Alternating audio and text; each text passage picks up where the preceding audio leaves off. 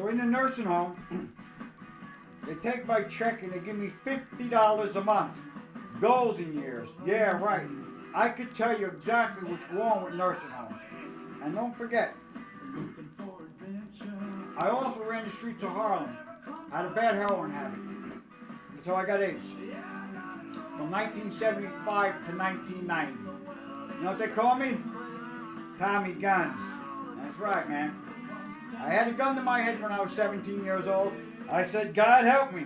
And he did. But when I bring a gun down there, whole different ball game. I'm a Catholic Sicilian. So, a guy told me about church.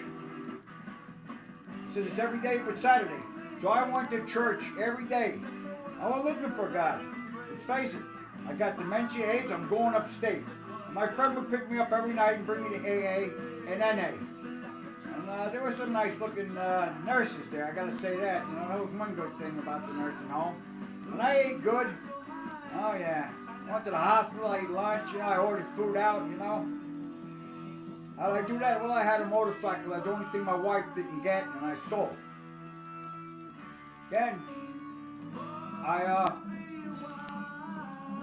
October 7th, 1997, I go from the nursing home to court, and they're taking me away, and the judge said you could have saved the taxpayers a lot of money if you just would have took your medication. Well, I was on Medicaid, and for some reason they wouldn't pay for my psych meds, and I didn't want to pay for them. But you know something? I didn't take no psych meds when I was in jail, but you know something? I haven't took any psych meds now in a year, and I'm fine. But anyway, so I go back in the county, and they go, Defiance, you want to meet the chin? I said, that old fuck that wears his bathrobe to court? Get the fuck out of here. The guy's fucking nuts wears his bathrobe to court. Well, I think that, and I regret that, you know, I mean, I could have met the chin. I mean, you know, the chin.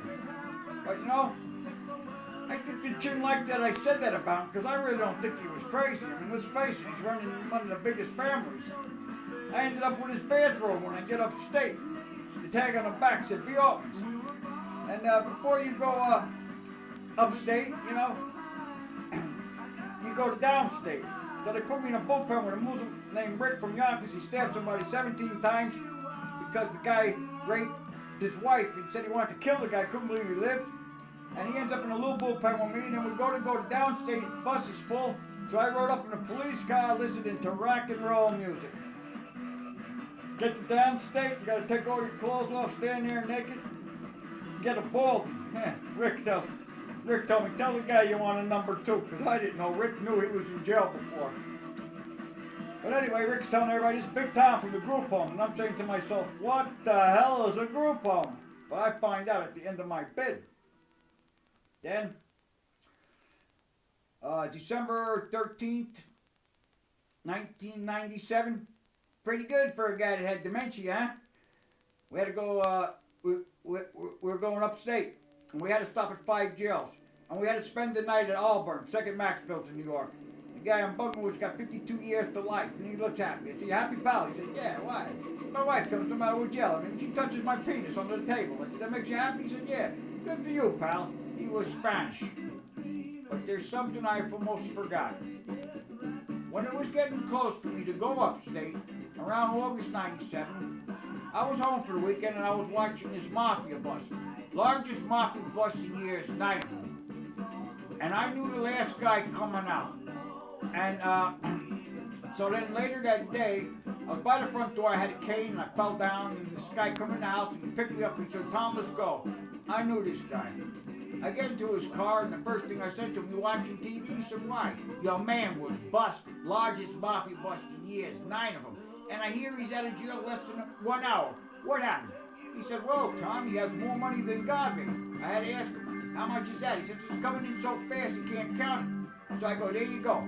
A guy worse than me got money. He gets off.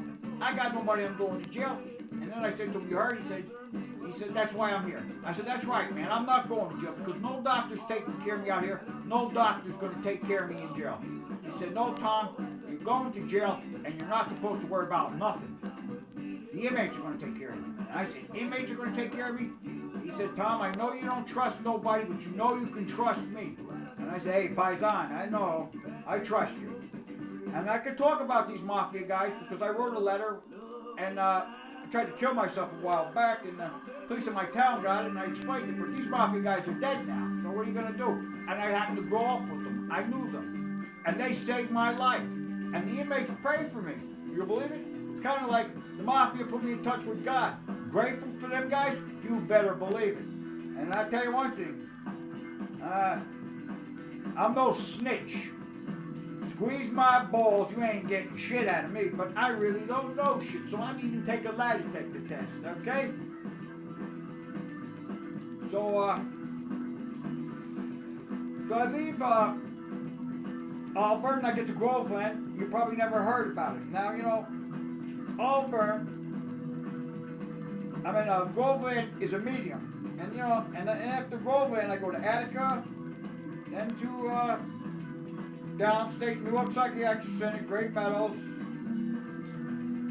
back to New York Psychiatric Center, Hudson River, and Grove Home. Now, here we go, man. So downstate has every sport Groveland has every sport but football. Horseshoes, tennis, bowling alley, everything. Beautiful yard, or dorms, and they're nice dorms. And, you know, I end up even in the other dorm where I can cook, you know. I mean, I make myself a nice hamburger. I make my own rolls. I make pizza, pizza pockets. I cook a ham. They had a garden. Plus, I knew a guy who worked in the mess hall, so I had, you know, peppers and onions and, you know, all kinds of shit. In fact, and I used to sell some of that stuff, and they said to me, 2 packs for a pizza. I said, no, what? I said, you don't like it, pal? Go down to Pizza Palace and get yourself one. So anyway, but when I first get to Groveland, I was in some really bad shape. I mean, I could barely walk. The inmates had to help me. I couldn't think right. One inmate named Youngblood said, Tom, I got a lot of respect for you because anybody in your shoes would have quit a long time ago. And a lot of inmates, they all could see how sick you are, and they can all see you're no quitter. They're all behind you, Tom, and they all respect you. But when I first get there, you know, when I was in downstate, they put DP on the back of my downstate lock. And they're supposed to put your number on there. This guy's built like a gorilla. He wants to know all my business. Everybody's petrified of him. So I said, what's your name, pal? They call me Panther. I said, Panther? What kind of name's that for a guinea? He said, I'm no guinea, I'm Spanish. I said, Spanish? He said, yeah. And then I get to know Panther. I said, DP on the back of my lock, the Bonch Panther. He said, I've been waiting for you a long time, Tom. And he told me one day, look out in the yard. You see Spanish everywhere. They're my people. They know you're my man. You got nothing to worry about. And Cabrera was a Muslim leader. And when I met him, he told me he was there for me. So if you know anything about jail, it's mostly black and Spanish. So I pretty much had the whole jail behind me. And I want to tell you something. Slavery was a fucked up thing. But you know, you gotta look at it like this. Your people made a sacrifice, you're in here. You're here. And I'm one of my names, you know, they call me Tommy Guns when I went to jail. And they make like they point a gun at me. Hey, Tommy Guns, pow, pow, pow. But you know something? Like I say, I tell no bullshit. When I was in the streets of Harlem, yeah, I used the word nigger when they were trying to rob me. But I did make friends with a lot of Muslims down there. And I like black people. And a lot of black people were damn good to me. And they were damn good to me when I was in jail. And grateful, yes I am. You know, America, we're all different. That's what I always believed America was. We all come from different places, man. You know, we're all different. We come here to prosper, you know what I mean? Be free, man. I know, I'm going to tell you something. At the end, I'm going to talk about our president, about the shit he's doing, man. And about the way I would do things if I was president, you know? I know Sammy the Bull wasn't really I know he snitched and all that.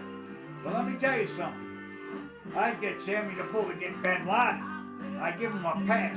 I'd say, hey Sammy, you go get Ben Laden, you rip his fucking balls off and bring him back alive. Remember they were cutting our guys' heads off? I'd have Sammy saw his fucking head off on fucking television so the whole fucking world could see that you don't fuck with the United States like that. Oh yeah. I'm going to tell you a little more about Groveland and then we're going to go to Attica. You know the whole deal. And I'm going to tell you about a jail in Jersey, man. And one more thing. When I was in jail, 97, 2000, there were 77 jails, 77,000 inmates, 68% return. Today there's over 100,000 inmates, 82 jails, and 76% return. And there's a jail out in Jersey where they take young kids that murdered. And I'm going to tell you about it on the next one. And only 10% of them return. Why? They get an education and they learn a trade.